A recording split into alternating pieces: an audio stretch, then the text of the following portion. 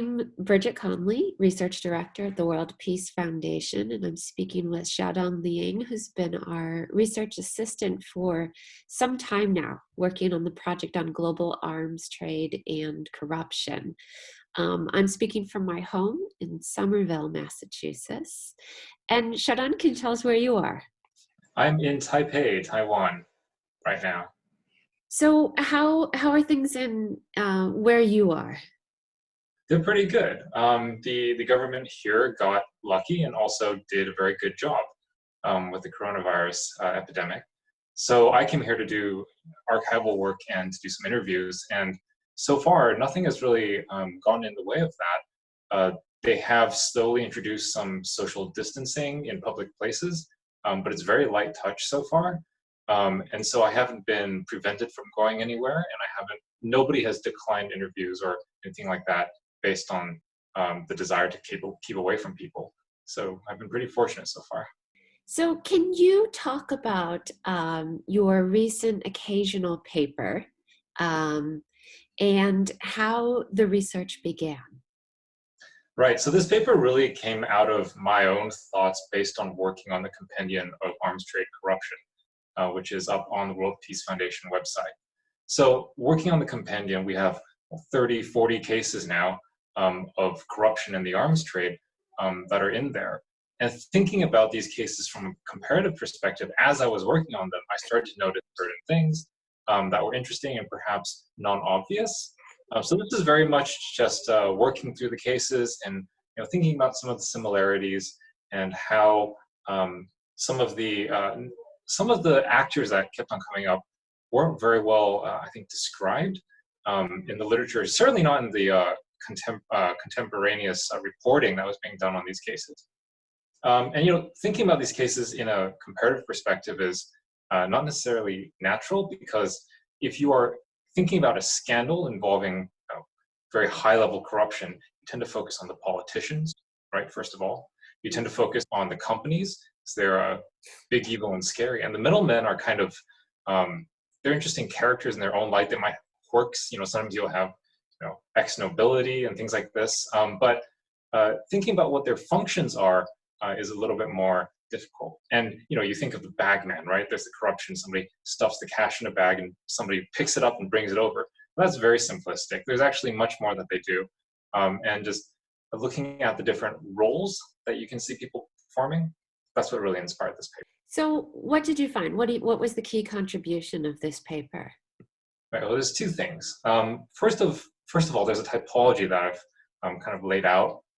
And this typology describes 5 roles. So there's sales agents, there's national conduits, there are gatekeepers, there are money launderers, and there are offset brokers. So I'll go through these quickly. Sales agents are basically people you hire to help you find sales opportunities, right?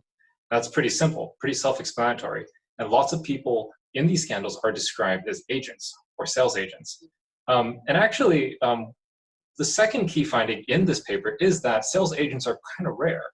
They don't, companies don't commonly hire agents to find new deals. They hire agents to secure deals they know are already there. So that's why most of the agents that we see in this industry are actually national conduits, what I call national conduits.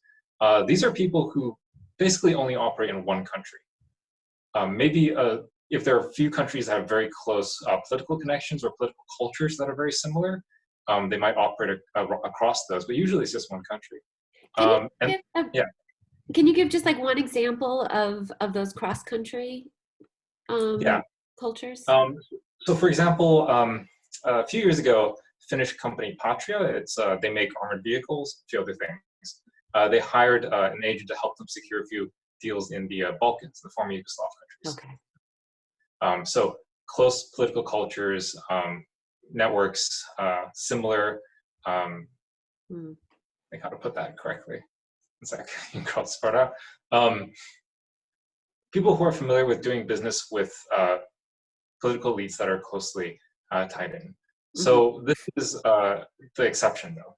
Almost all of the national conduits are national. They only operate in one country. And what they do essentially is that these people really understand who the decision makers are. They understand uh, who has the powers within the civilian government, within the military, and they understand what needs to be done to get the deal through. These are the vast majority of the agents in our compendium are national conduits. So the third type are gatekeepers. And gatekeepers crop up because they help national decision makers manage their affairs. And these people might not only operate in the arms industry, they might also have roles in, for example, infrastructure deals, right? Other big money items that come up. And so they aren't exactly experts in the arms industry, they're incidental to the deal. And then we have money launderers, of course, those are specialists. Sometimes they're bankers even, right? They're bankers who are helping their clients in illegal ways. But most of the time they're not. And then you also have offset brokers. These are companies or people who help the decision makers make decisions about implementing offsets. So these 5 types, I've described them in the occasional paper, and I've laid out why they exist and what they do. Can you also talk about what this typology contributes to helping us understand in a big picture about the actors that are involved and the character of corruption in this particular industry? All right, so the emphasis on national conduits in the paper, I think, is a reflection of the fact that the arms industry is very mapped onto where power lies within the buying state.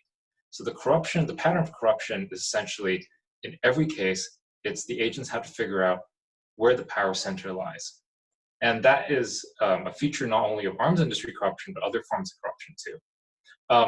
What that means, though, is that there are not many cases of sales agents that are employed just to look for who's buying, because that's not a very, there are only so many countries in the world, there are only so many militaries interested in buying, so that's not a very difficult problem for companies, sellers to figure out.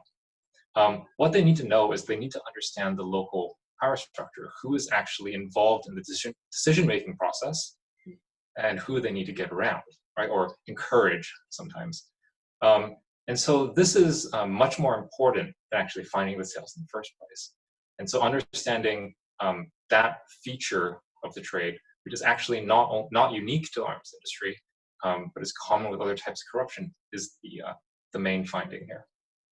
Sean, thank you very much for speaking with us. And we'll make sure that there's a good link to the paper, which is a really excellent contribution. Thanks, Bridget.